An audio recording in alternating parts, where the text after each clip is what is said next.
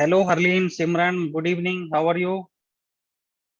Good evening, sir. We are fine, sir. How are you, sir? Fine बेटा। और कैसी लग रही हैं आपकी क्लासेस? सर बहुत अच्छी। अच्छा, करण सर ने आज आपकी क्लास ली? Yes sir. ठीक है। तो उन्होंने आज थोड़ी लंबी क्लासेस ली थी ना, 1 आवर की, 1.5 आवर की। तो आपको समझ में आया सब कुछ? Yes sir. ठीक है। बाकी बच्चे कहाँ रह गए आज? करण सर की क्लास में कितने बच्चे थे? Sir 8। 8? Yes sir. Only 8? Sir वो हाँ। सर वो ना सर ने लिंक लेट किया था तो। अच्छा, मैंने तो लिंक पहले ही भेज, मेरा लिंक तो सेम ही है। आप पता है क्या, लिंक जो है बेटा, कि ये लिंक बदलते नहीं है, लिंक सेम ही रहेंगे। सिर्फ टाइम थोड़ा आगे पीछे हो जाता है, ठीक है। तो आप वो लिंक का ना, एक होता है मीटिंग आईडी और एक होता है मीटिंग पासवर्ड। वो दोनों चीज आप लोग सेव करके, या अपनी जो नोटबुक है ना उसमें आप नोट कर लीजिए। अगर आप वहां पे नोट कर लेंगे ना, तो आपको लिंक की जरूरत ही नहीं पड़ेगी। आप उस टाइम पे जाओ जूम के अंदर, ज्वाइन मीटिंग में आप मीटिंग आईडी डालो और पासकोड डालो। पासकोड और मीटिंग आईडी डालते ही आप ज्वाइन कर लोगे। ठीक है। सर सर हम ऐसे ही करते हैं। हाँ, यही तरीका सबसे बढ़िया है। नहीं तो पता है क्या है कि व्हाट्सएप ग्रुप में कई सारे लोग मैसेज करते हैं टाइम टेबल ये वो, तो वो जो लिंक है ना वो बहुत पीछे रह जाता है और हर रोज कोई लिंक शेयर नहीं कर पाता है। या तो फिर आप सारे के सारे लिंक कॉपी करके एक उसमें डाल दो, मैसेज के फॉर्म में या किसी के फॉर्म में, अपने मम्मा या पापा को मैसेज कर दो वो सारे के सारे लिंक ना। तो वहां पे वो सेव्ड रहेंगे, वहां पे जाओ आप, उसको क्लिक करो, ज्वाइन कर लोगे ऑटोमेटिकली। नहीं तो वो आप मीटिंग आईडी और पासवर्ड सेव कर लो। ठीक है। तो हम शुरू करें या अभी वेट कर लें थोड़ी देर? 3 ही बच्चे हैं। अक्षरम, अक्षरम कैसे हो? सर अच्छे। सर आप कैसे हो? बहुत बढ़िया बेटा। तो आपको सब, गुड इवनिंग। आपको सब समझ में आ रहा है ना, मतलब कि जो करण सर पढ़ाते हैं, शशिकांत सर, मेघा मैम, दूसरे लोग पढ़ाते हैं, वो सबका क्लियर है? या किसी टीचर के साथ ऐसा है कोई फास्ट पढ़ाता है, या कोई ऐसा है कि समझ में नहीं आता है? तो आप मुझे बता सकते हो, मैं उनके साथ बात करके आपकी जो प्रॉब्लम्स हैं उनको सॉल्व करवा दूंगा।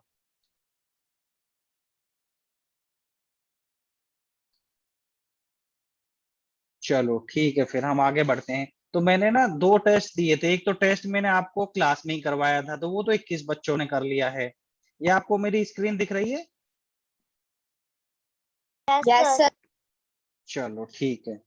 तो ये तो मतलब कि किस बच्चों ने कर लिया था। अब इसके ना मैं, इसके मार्क्स तो आपको डिस्प्ले हो गए थे। तो आप में से कितने कितने मार्क्स आए थे? सिमरन, आपके कितने आए थे इस वाले टेस्ट में, 25 में से? सर 25। 25 में से 25 आए थे? Yes sir. अच्छा, सिमरन ना।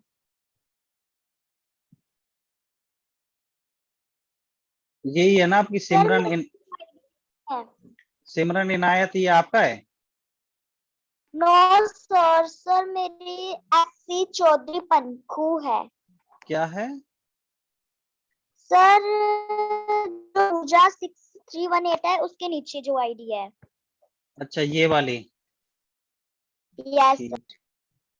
तो आपके तो 10 ऑफ 20, ये है आपका ना, 25 ऑफ 25 आए हैं आपको। ठीक है, बहुत बढ़िया।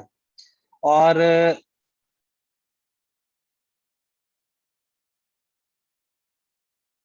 अक्षरम आपका, आपके कितने आए थे अक्षरम?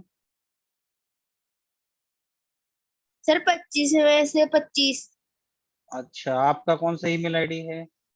सर सोनू सिंगला 1919। सोनू सर सिंगला सोनू सिंगला 1919। ठीक है। और हरलीन, आपके कितने आए थे? सर हमारे 20 आए थे। आपका कौन सा ईमेल आईडी है? Sir Sidhu Sukhjinder 803। Sidhu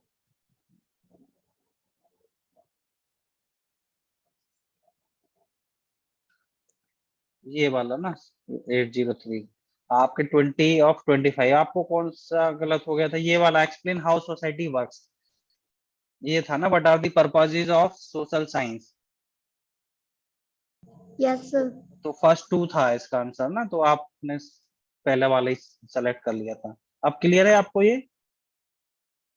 yes sir. ठीक है, चलो अब हम ना आपका जो मैंने होम टेस्ट दिया था उसको एक बार डिस्कस कर लेते हैं, 160 मार्क्स का जो दिया था। Okay sir. ठीक है बेटा, तो इसमें देखो, ये पहले मैं आपको स्कोर दिखा देता हूँ। आपकी ईमेल आईडी के सामने आपका स्कोर आएगा, तो आप फिर मुझे बताना कि कितने किसके कितने। इसका स्कोर मैंने रिलीज नहीं किया था ना, तो ये एस चौधरी पंखो सर एक सर सौ एक बार फिर से भेज दो, हमारी क्लास लेट ज्वाइन हुई है। क्या भेज दें? कुछ भेजा ही नहीं है अभी ये तो, अभी तो मैं डिस्कस ओके कर रहा सर। हूँ। हाँ ठीक है, ओके सर, मुझे पता नहीं। तो ये एस चौधरी पंखु ये है सिमरन, राइट? Yes sir. हाँ, तो आपके 115 मार्क्स आए हैं 160 में से। ठीक है, हरलीन की है सिद्धू सुखविंदर। हरलीन आपके 130 मार्क्स हैं। और अक्षरम आपका कौन सा ईमेल आईडी था? सर सोनू सिंगला। आपके 135। और क्या कहते हैं, पूजा आपका कौन सा ईमेल आईडी है? सर मैं मन्नत, मेरा ईमेल आईडी पूजा 63180 है। पूजा 63180, आपके 140 मार्क्स आए हैं। ठीक है, तो आप चारों को आपके मार्क्स पता चल गए। अब ना जो पूजा के सबसे ज्यादा आए हैं, तो पूजा से मैं पूछूंगा, वो आप एक्सप्लेन करना दूसरे बच्चों को। What is environment? ये आप चारों में से क्लियर है कि एनवायरमेंट क्या है?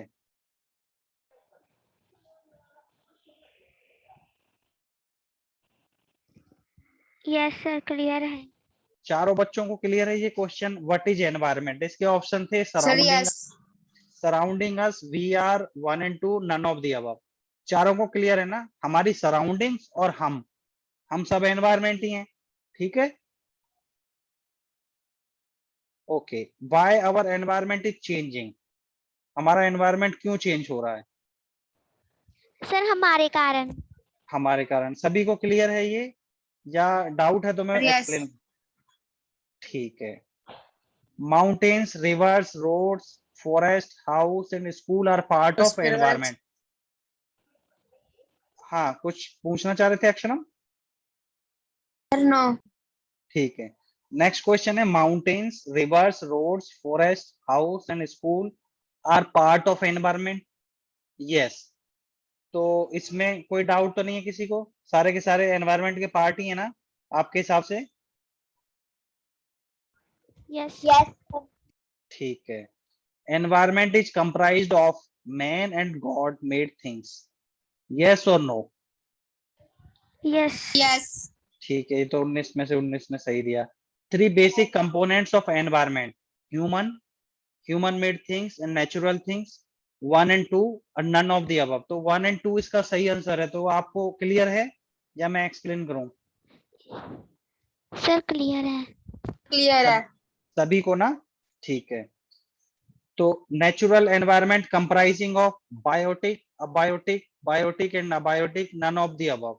तो बायोटिक एंड अबायोटिक से बना हुआ होता है नेचुरल एनवायरनमेंट, तो ये सही आंसर है। आप सभी को क्लियर है? Yes sir. अब बताओ बायोटिक क्या होता है? मन्नत आप बताओ जरा, बायोटिक क्या होता है? सर जीने वाले। जीने वाली चीज है। और अक्षरम आप बताओ अबायोटिक क्या होता है? सर जो नॉन लिविंग थिंग्स हैं। अच्छा, जैसे जो स्कूल की बिल्डिंग है वो बायोटिक है, बायोटिक है? Sir abiotic. ठीक है। Choose the things which are part of natural environment. तो मैंने बोला था river and road, mountain and tower, forest and sea, none of the above. तो तीसरा वाला सही है। हरलीन ठीक है ये? आप आपको क्लियर है हरलीन?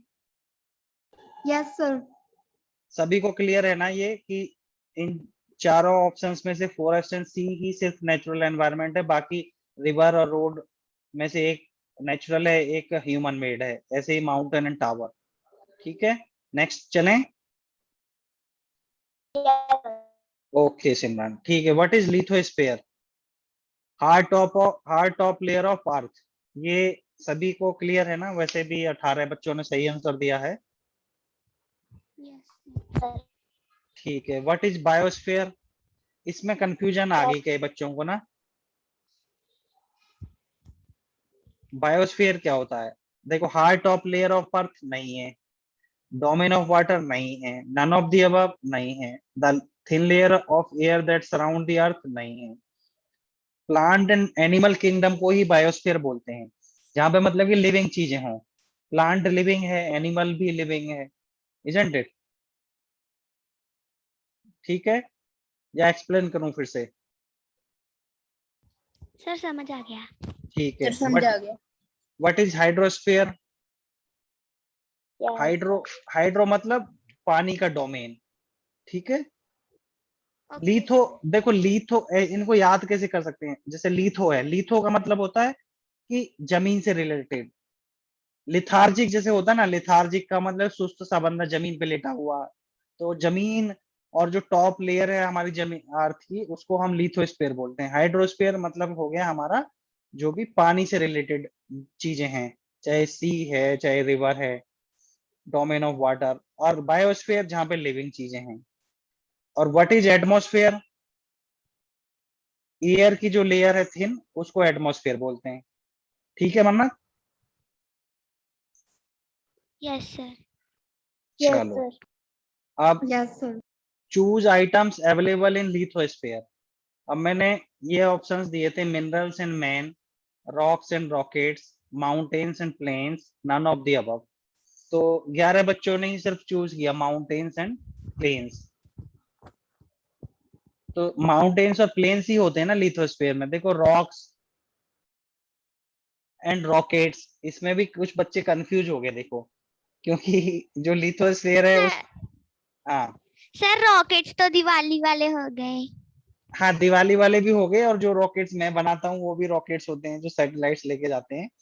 बट बच्चे ना इस तरह से कंफ्यूज हो जाते हैं। देखो, जो मिनरल्स है वो तो लिथोस्फीयर पे होता ही होता है, आदमी भी लिथोस्फीयर पे घूमता है। तो कुछ बच्चों को एकदम कंफ्यूजन हो जाती है, हाँ ये दोनों सही हो सकते हैं। लेकिन अब जैसे रॉक्स है और रॉकेट्स है, वो भी जमीन पे रहता है रॉकेट, जब तक उड़ता नहीं है। और जो आपकी क्या कहते हैं, ये रॉक्स हैं, ये तो जमीन पे रहती ही रहती हैं। ठीक है। तो इसमें भी फिर बच्चे कंफ्यूज हो जाते हैं। ऐसे माउंटेन्स एंड प्लेन्स, तो इसका जो करेक्ट आंसर है वो माउंटेन्स एंड प्लेन्स है, क्योंकि दोनों के दोनों जमीन से जो लिथोस्फीयर का जो अर्थ का टॉप लेयर है उसमें जुड़े हुए होते हैं। तो ऐसे ना बहुत आपको क्वेश्चंस के आंसर्स ना बड़े कंफ्यूजिंग टाइप के मिलेंगे कि ये भी सही हो सकता है, ये भी सही हो सकता है। लेकिन अगर आपने चीजों को अच्छे से अंडरस्टैंड किया है ना, तो आपको तीनों में से, चारों में से ना, जो बिल्कुल जो सबसे ज्यादा सही है उस पे क्लिक करना। अगर इसमें माउंटेन्स एंड प्लेन्स नहीं होता ना, तो आप इन तीन में से आपको चूज करना पड़ता। तब आप देखते कि भाई मिनरल्स एंड मैन हो सकता है, क्योंकि आदमी तो उड़ता नहीं है, रॉकेट्स को तो उड़ना पड़ता है, तो ऊपर वाला सही हो सकता है। तो इस तरह से मल्टीपल चॉइस क्वेश्चंस को ये लाइन ऑफ अटैक रहता है, इस तरह से आपको सॉल्व करना है। नेक्स्ट है land forms are found over. Land forms कहाँ पाए जाते हैं? कंटिनेंट्स एंड ओशियन फ्लोर्स में। ये क्लियर है सभी को, राइट? सर ये वाला हमारा गलत हो गया था। ये गलत हो गया था। यस हाँ, सर। चलो ठीक है। देखो, मैं बता देता हूँ। लैंड फॉर्म्स है ना, जो जमीन है, लैंड मतलब जमीन होता है, तो वो कहाँ पाई जाती है? या तो कॉन्टिनेंट्स में पाई जाती है, या फिर जो हमारा जो समुद्र है, सॉरी, समुद्र के फ्लोर पे पाई जाती है। स्काई, आसमान में तो कोई भी लैंड फॉर्म्स नहीं होती हैं, इजंट इट? ऐसे ही लिथोस्फीयर के बारे में मैंने आपको बताया।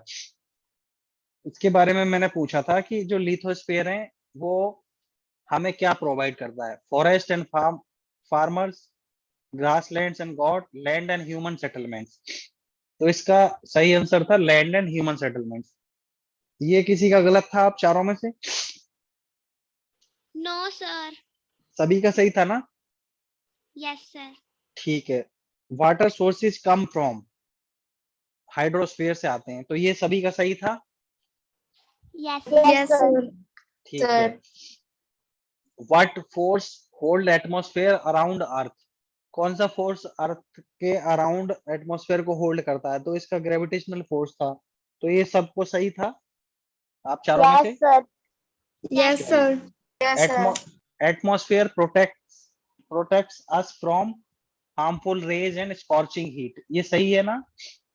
Sir Yes, sir. Scorching heat क्या होता है? स्कॉर्चिंग हीट स्कॉर्चिंग हीट होता है बेटा, जैसे आप जून के मंथ में ना बाहर 12 बजे जाओ, पार्क में खड़े हो जाओ, ठीक है, और तब देखना 5 मिनट बाद आपसे ना टॉलरेट नहीं होगा, इतना जबरदस्त आपको गर्मी लगेगा। तो जो सन की रेज होती है ना, वो अराउंड 12 o'clock जून जुलाई में बहुत ज्यादा हार्ड होती हैं, बॉडी को एकदम से अटैक करती हैं, तो उससे जो हीट जनरेट होती है उस टाइम पे उसको स्कॉर्चिंग हीट बोलते हैं। वो unbearable okay type, sir. Unbearable वाली हीट होती है, हम बियर नहीं कर पाते वो हीट। लेकिन वही सन अगर हम सर्दियों में जून के मंथ में ना 12 बजे अगर बाहर खड़े होंगे तो हम उसको बियर कर पाएंगे। ठीक है। Okay sir. चलो, atmosphere comprises of, atmosphere gases, dust, water and vapour से बना होता है। तो ये सही था आप सभी का, ये आंसर सही था या गलत था? सर सही था। अच्छा, Sir, सही था। ठीक है, किसी को डाउट हो तो बता दो, मैं आपको एक्सप्लेन कर देता हूँ, नहीं तो फिर हम नेक्स्ट क्वेश्चन डिस्कस करते हैं। चलो। No, sir. No doubt. Does change in atmosphere produce change in weather and climate? अगर मान लो एटमॉस्फेयर में कोई, atmosphere produce change in weather and climate, अगर एटमॉस्फेयर में कोई चेंज आता है तो उससे हमारा जो मौसम है और ये जो क्लाइमेट है वो उसमें कोई बदलाव आता है? Yes, yes sir. सर। ठीक है। What living world is called, living world को क्या बोलते हैं? Sir, biosphere. Biosphere. Biosphere, Biosphere. बिल्कुल सही। In which zone water air and land interact, biosphere. Yes. Yes, sir. सही है या किसी को डाउट है? देखो, जहां पे पानी होगा और जमीन होगी तो ही वहां पे ह्यूमन सेटलमेंट हो सकता है, वहीं पे मतलब कि लिविंग जो क्रिएचर्स हैं, प्लांट्स हैं, एनिमल्स हैं, वो सरवाइव कर सकते हैं। और देखो, एयर तो वहां पर रहेगी ही रहेगी, राइट? Yes sir. चलो, अब नेक्स्ट है relationship between living organisms and relationship between organisms and there surroundings form. तो इसका सही आंसर था इकोसिस्टम। तो ये Yes, क्लियर है सर ये आपको? समझ नहीं आई ये वाला। चलो, मैं आपको समझाता हूँ ये वाला ना, कि देखो लिविंग ऑर्गेनिजम्स क्या होते हैं। ह्यूमन लिविंग ऑर्गेनिज्म है, यस सर। yes, sir. और एनिमल्स। वो भी लिविंग है। Yes, ठीक sir. है। तो एक तो हो गए लिविंग ऑर्गेनिजम्स, ठीक है। अब ऑर्गेनिजम्स एंड देयर सराउंडिंग, तो जो आपके लिविंग ऑर्गेनिजम्स हैं उनके आसपास, जैसे मान लो अब हम इंसान हैं, हमारे आसपास पार्क है, हमारे आसपास नदी हैं, हमारे आसपास रिवर्स हैं, वो कैनाल्स हैं, हमारे आसपास प्लांट्स हैं, हमारे आसपास खेत हैं, ठीक है। तो हम ह्यूमन, फिर हमारे आसपास जानवर भी होते हैं, जैसे कुछ डोमेस्टिक जानवर होते हैं, कुछ स्ट्रीट एनिमल्स होते हैं। तो हम सब में ना एक इकोसिस्टम है, देखो हम उनको हार्म नहीं करते, वो हमें हार्म नहीं करते। हमें मान लो कुछ फ्रूट्स चाहिए तो हम प्लांट से ले लेते हैं, हमें खाना चाहिए तो हम प्लांट से ले लेते हैं, जैसे व्हीट है, राइस है। तो हम लिविंग ऑर्गेनिजम्स और हमारे आसपास का जो एनवायरनमेंट है उसमें एक रिलेशनशिप है, एक हेल्दी रिलेशनशिप है, ठीक है। हम एक दूसरे को हार्म नहीं कर रहे हैं, हम एक दूसरे के को कॉम्प्लीमेंट कर रहे हैं। खेतों को हमारी जरूरत है, हमें खेतों की जरूरत है, घर को हमारी जरूरत है और हमें घर की जरूरत है। तो ये एक इकोसिस्टम बन जाता है। अब सभी को क्लियर है या फिर से मैं बताऊं? सर क्लियर है। ठीक है। क्लियर है। Does rain, forest, grassland, desert, river, lake, ocean and pond are ecosystems? Yes. हाँ, Yes. यस। क्योंकि रेन फॉरेस्ट है, वहां पे भी कई सारे लिविंग ऑर्गेनिजम्स रहते हैं, प्लांट्स वगैरह, ग्रास लैंड में भी रहते हैं, डेजर्ट में भी रहते हैं, river, lake, ocean and pond, सभी जगह लिविंग ऑर्गेनिजम्स रहते हैं। अब बताओ, park is an ecosystem? Park ecosystem है या नहीं? Yes, sir. Yes sir. अब बताओ हरलीन, पार्क इकोसिस्टम कैसे है? सर क्योंकि हम पार्क पर डिपेंड है सर। पार्क में जाते हैं पार्क में और- वॉक करते हैं, प्ले करने जाते हैं और हाँ, एक्सरसाइज भी करते हैं। हाँ, क्योंकि उसमें हम ह्यूमन जाते हैं, लिविंग ऑर्गेनिजम्स हैं, फिर वहां पे ना छोटे छोटे इंसेक्ट्स वगैरह और भी जो ग्रास में कुछ कीट पतंग वगैरह सर रहते बर्ड्स हैं, होते हैं। बर्ड्स सर होते हैं, और, हाँ, और प्लांट्स होते हैं, फ्लावर प्लांट्स होते हैं, दूसरे प्लांट्स होते हैं। तो एक इकोसिस्टम है, तो पार्क भी एक इकोसिस्टम है। Earlier human adopted themselves to natural surroundings. तो जो पहले वाले इंसान थे, उन्होंने नेचुरल सराउंडिंग्स के साथ अडॉप्ट कर लिया था। ये सही है गलत? सर सही है। बिल्कुल। सही है। प्रेजेंट डे सही है। Human present day human adopted natural surroundings. ये यस और नो? नो। हाँ, हमने नेचुरल सराउंडिंग्स को अडॉप्ट ही नहीं किया, क्योंकि पहले वाले जो लोग थे ना, वो जंगलों में रहते थे, तो जंगलों में प्लांट्स होते थे, ट्रीज होते थे, तो उन्हीं के नीचे, उन्हीं के ऊपर वो लोग सेटल हो जाते थे, उनसे उतना ही लेते थे जितना उन्हें जरूरत होता था। लेकिन हम लोगों ने क्या कर लिया, हमने हमारे को जरूरत तो एक घर की है, लेकिन हमने चार चार घर बना डाले। ठीक है, हमें मान लो खाने एक कार की जरूरत है, लेकिन हमने तीन तीन चार चार कारें खरीद ली। तो हम लोगों ने क्या है कि नेचुरल सराउंडिंग को अडॉप्ट नहीं किया, हम लोग अपने मन की करने में लगे हुए हैं। तो जिसके कारण क्या होता है कि एनवायरनमेंट हमारा डिस्टर्ब होता है। और आपने देखा होगा कि कभी कहीं पे बाढ़ आ जाती है, कहीं पे बहुत ज्यादा सूखा पड़ जाती है। सूखा मतलब कि वहां बारिश ही नहीं हुई, वहां इतना ज्यादा मतलब कि पानी की और उसकी दिक्कतें हो जाती हैं। तो ये जो एनवायरनमेंट में आजकल जो डिस्टरबेंसेस आ रही हैं, वो हम ह्यूमन बीइंग की वजह से ही आ रही हैं, क्योंकि हम लोग उतना नहीं लेते जितना हमें जरूरत है, हम उतना ले लेते हैं जितने की हमें जरूरत भी नहीं है। ठीक है। A system in which good in a system in which goods are exchange without use of money is called. ये आपको पता है, barter barter system. Barter system. Barter system. किसी बच्चे ने देखा है अपने गांव में, पिंड में या कहीं पे ये बार्टर सिस्टम आजकल चलता है? Yes sir. Sir no. जिसने यस बोला कौन है वो? हरलीन? सर सिमरन। हाँ सिमरन, आपने कहाँ पे देखा बार्टर सिस्टम? सर एक दिन ना हमारे मतलब कि हमारे ना दादी जी इम्पोर्टेंट वर्क पर घर पर नहीं थे, तो ना कोई मम्मी ने चीज लेनी थी, कोई चीज लेनी थी, तो कोई अंकल आए थे, तो मम्मा ने ना कनक के दाने दिए, तो फिर वो चीज वो मम्मा ने ले ली। हाँ एग्जैक्टली, वो बार्टर सिस्टम है बिल्कुल। और एक पता है क्या, एक तो ना बार्टर सिस्टम हो गया हमारा किसी रॉ मटेरियल या किसी चीज को लेके, एसेंशियल चीजों को लेके। लेकिन एक और बार्टर सिस्टम का मैं एग्जांपल देता हूँ। जैसे आप किसी सोसाइटी में रहते हो या किसी सेक्टर में रहते हो, ठीक है, आपके घर पे कोई चीज बनती है, तो आप अपने पड़ोस वाली आंटी को दे देते हो, पड़ोस वाली आंटी के घर कुछ बनती है तो आप उनसे ले लेते हो। तो वो भी एक काइंड ऑफ बार्टर सिस्टम है, क्योंकि आप किसी को दोगे तभी वो सामने वाला भी आपको देगा। ऐसा नहीं होता कि सिर्फ हम ही दे रहे हैं सामने वाली आंटी को, वो हमें नहीं दे रही है। तो अनइंटेंशनली ये भी एक बार्टर सिस्टम है, हम उसमें पैसे नहीं लेते हैं, उसमें हम मतलब कि बाय लव एंड अफेक्शन साथ वाले लोगों को, अपने पड़ोसियों को देते हैं, फिर वो भी हमें कुछ देते हैं। तो बट पुराने जमाने में जो इकोनॉमी चलती थी वो बार्टर सिस्टम से चलती है। आज भी ना उत्तर प्रदेश, झारखंड, बिहार, इन स्टेट्स में अगर जाते हैं ना, तो गांव में लोग ना ये कनक, व्हीट, राइस, ये सारी चीज लेके जाते हैं और वहां से बिस्किट, नमकीन, ऑयल, शुगर, ये सारी चीज ग्रोसरी शॉप से ले आते हैं। तो आज भी बार्टर सिस्टम चलता है हमारे देश में भी। ठीक है, choose man made environment things. तो रोड आपने चूज किया है, ये सही है ना? 4 स्टार। Yes, Yes, sir. ठीक है, sir yes. Choose atmosphere component. तो एटमॉस्फेयर का कंपोनेंट गैस है, Yes. सही है ना? क्लियर है आपको?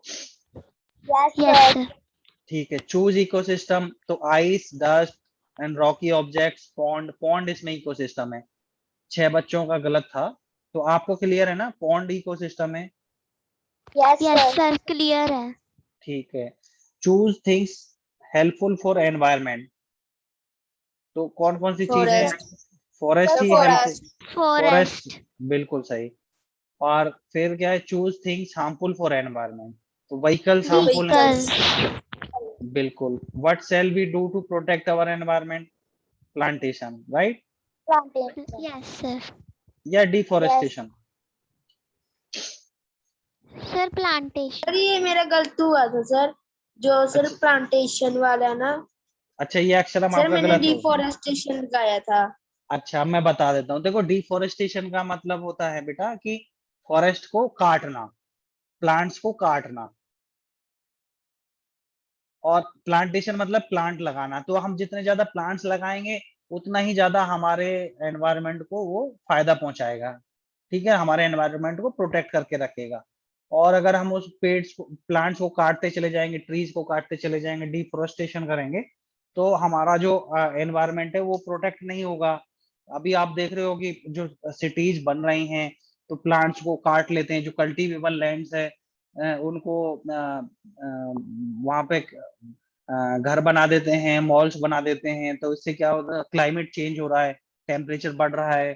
कभी बहुत ज्यादा बारिश हो जाती है, कभी बहुत ज्यादा गर्मी पड़ती है, कभी बहुत ज्यादा ठंड पड़ती है। तो ये सारे के सारे क्लाइमेटिकल डिस्टरबेंसेस हैं, हमारे एनवायरनमेंट को डिस्टर्ब कर रही हैं। तो हमें ज्यादा से ज्यादा प्लांट्स लगाने चाहिए। तो आप भी ना, जब भी आपको अपॉर्चुनिटी मिले, आपका अगर घर बड़ा है तो अपने घर में प्लांट्स लगाइए, कुछ फ्लावर प्लांट्स, फ्रूट्स के प्लांट्स। और अगर आपको जैसे स्कूल में कई बार प्लांटेशन ड्राइव्स चलती हैं, तो आप वहां पे भी उसका पार्ट बन के वहां पे प्लांट्स वगैरह लगाइए। आप लगाते भी होंगे, आपके स्कूल में ऐसा करवाते हैं? Yes, yes sir. अच्छा, ठीक है। अब ये बताइए कि मैंने एक लास्ट क्वेश्चन पूछा था subjective type, but we shall do as a student to save environment. Environment को बचाने के लिए अक्षरम आपको क्या करना चाहिए? सर प्लांटेशन करनी चाहिए सर। और क्या कर सकते हो? सर सर व्हीकल्स का सर कम यूज करना चाहिए। ठीक है, और क्या कुछ कर सकते हो? Sir don't cutting.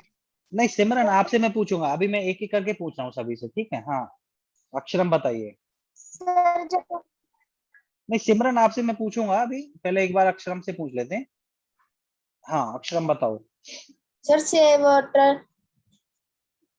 ठीक है, और क्या सर करना चाहिए? प्लांटेशन डिफोरेस्टेशन कम करनी चाहिए सर। ठीक है, चलो सिमरन, अब आप बताओ, आपके हिसाब से क्या कुछ करना चाहिए?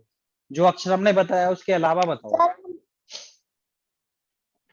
सर जैसे हम ना प्लांट्स लगाते हैं, उसके बाद हमें प्लांट्स की देख रेख करनी चाहिए, उन्हें पानी देना चाहिए, खाद देनी चाहिए।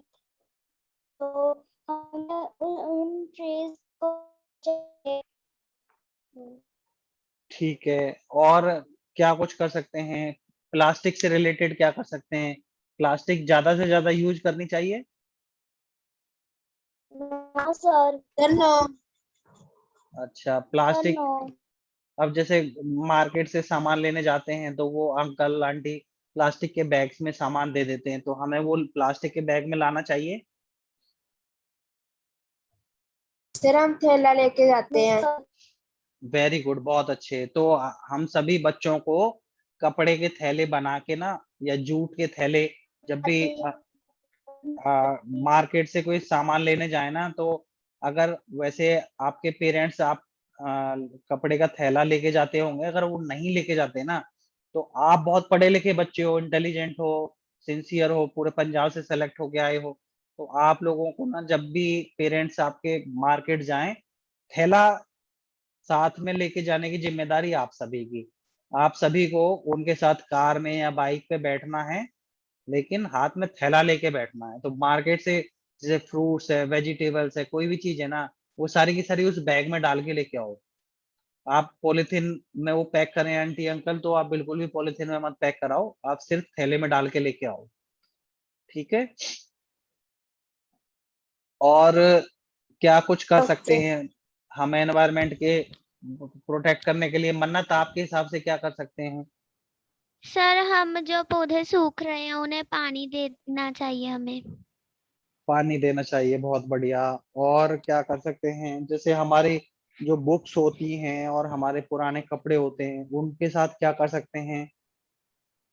सर जो पुराने कपड़े होते हैं हम जिन्हें पहनना नहीं चाहते या फिर हम हमारे छोटे हो जाते हैं, उन्हें काट कर हम छोटे छोटे थैले बना सकते हैं। बिल्कुल, बहुत बढ़िया। और थैलों के बाद भी अगर कपड़े बच जाएं तो उनके साथ क्या कर सकते हैं?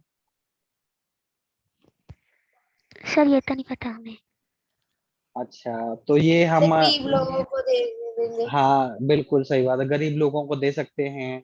और दूसरा, थैले के अलावा जैसे आजकल वो होता है ना, वेस्ट टू ट्रेजर, कपड़े हैं उनके साथ हम ना स्कूल के छोटे छोटे प्रोजेक्ट्स बना सकते हैं, ठीक है। या कोई डिस्प्ले वाले आइटम्स बना सकते हैं, जैसे कुछ लोग ना आसन बनाते हैं, जो वो होते हैं डोर मैट्स होते हैं, या मैट्स होते हैं घर के अंदर और हमारे जो ड्राइंग रूम्स वगैरह में। तो पुराने कपड़ों के साथ ना हम वो सर चीजें भी हमारे बना, दरी बनी हुई है।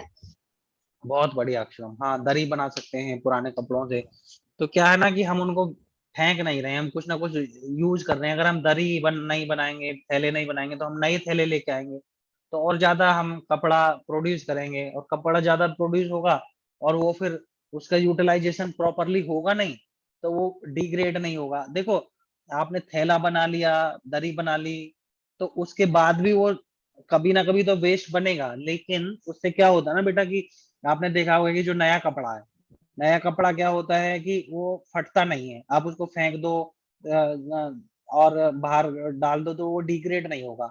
लेकिन आपने 2-3 साल उस कपड़े को पहना, उसके बाद आपने दरी बना ली, 3-4 साल आपने दरी बना के इस्तेमाल किया, तो वो ना कपड़ा डिग्रेड हो जाता है। फिर उसको आप फेंकोगे ना, तो एनवायरनमेंट को हार्म नहीं करेगा, वो जमीन में आप गाड़ दोगे उसे, तो वो डिग्रेड हो जाएगा और वो जमीन का ही पार्ट बन जाएगा। लेकिन नए कपड़े को डाल दोगे तो वो फिर 4-5 साल लगेगा उसे डिग्रेड होने में, तो तब ग्रेड तक। क्या होता है? डिग्रेड होता है बेटा, जैसे कपड़ा है, अब कपड़े को अब आपने फेंक दिया, तो कपड़ा ऐसे कैसे ही रहेगा। लेकिन वो कपड़ा अगर जमीन का हिस्सा बन जाए, जमीन जैसे हम लोग ना लकड़ी डाल देते हैं तो लकड़ी में दीमक लग जाती है, ठीक है, लोहा डाल देते हैं, लोहे में रस्ट लग जाता है, तो वो जमीन में मिल जाता है। ऐसे ही जो कपड़ा होता है ना, कपड़े में भी एक नेचुरल रस्ट लग जाती है, और वो भी डिग्रेड होके जमीन का हिस्सा मिट्टी बन जाता है, अगर उसको हम दबा देते हैं। बट उसमें टाइम लगता है, तो जितना टाइम उसको डिग्रेड होने में लगता है, बेटर है हम उसको घर में ही यूज कर लें, चाहे डोरमेट बना के, चाहे थैले बना के, दरी बना के, ठीक है। अब हम, जैसे लाइट है या टीवी का यूज है या मोबाइल्स हैं, इनके द्वारा कैसे एनवायरनमेंट को प्रोटेक्ट कर सकते हैं? सर इन्हें कम से कम चलाकर। Yes sir. सर लाइट की जरूरत नहीं है तो सर लाइट को बंद कर दो। बिल्कुल सही बात है, लाइट की जरूरत नहीं है तो लाइट को बंद कर दो। या हम छोटे बल्ब यूज कर सकते हैं, या फिर जैसे टीवी है, कई बच्चे क्या करते हैं ना, टीवी भी चल रहा होता है, मोबाइल भी सर चल रहा एलईडी होता है। बल्ब। हम्म। Sir LED bulb. हाँ, एलईडी बल्ब लगा सकते हैं। फिर कई बच्चे क्या करते हैं ना, कि टीवी भी चल रहा है और मोबाइल भी चल रहा है, तो आप एक एट ए टाइम एक बच्चा एक ही तो काम कर सकता है, या तो मोबाइल या टीवी। तो आप या तो टीवी देख लो या फिर मोबाइल पे काम कर लो, तो एक चीज बंद कर दो। तो आजकल ना इन चीजों से ज्यादा एनर्जी वेस्ट होती है, वो टीवी भी चल रहा है, मोबाइल भी चल रहा है, फिर कोई काम आ गया, हम बाहर चले गए तो वो दोनों चलते रह गए, और पंखा भी चल रहा है साथ में, तो हम बाहर गए तो तीनों की तीनों चीजें बंद कर जाओ।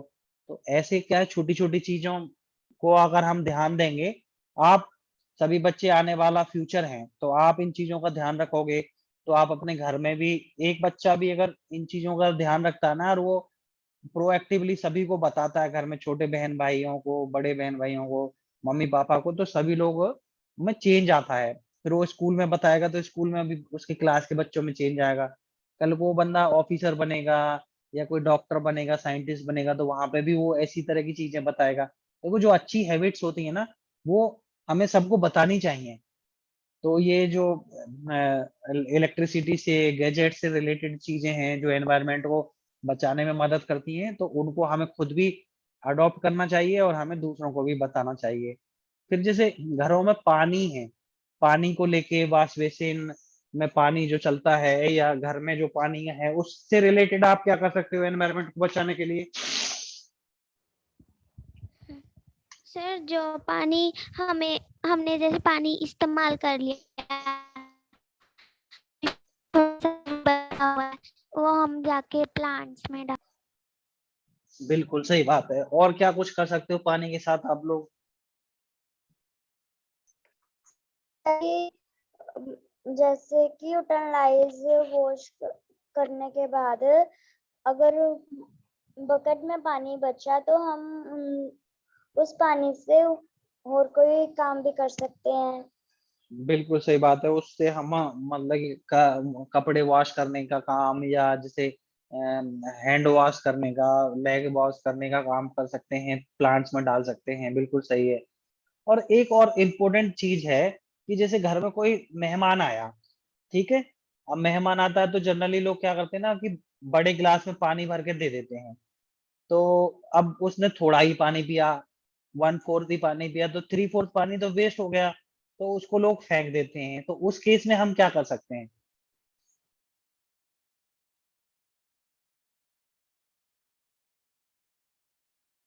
मन्नत, उस केस में हम क्या कर सकते हैं, आपको पता है इसके बारे में? सर हम बताएं? हाँ सिमरन, आप बताओ क्या कर सकते हैं? सर जैसे हमने वॉशिंग मशीन में कपड़े डाले, धुलने के बाद हमने अगर वॉशिंग मशीन को साफ करना है तो हम उस पानी को इकट्ठा कर सकते हैं।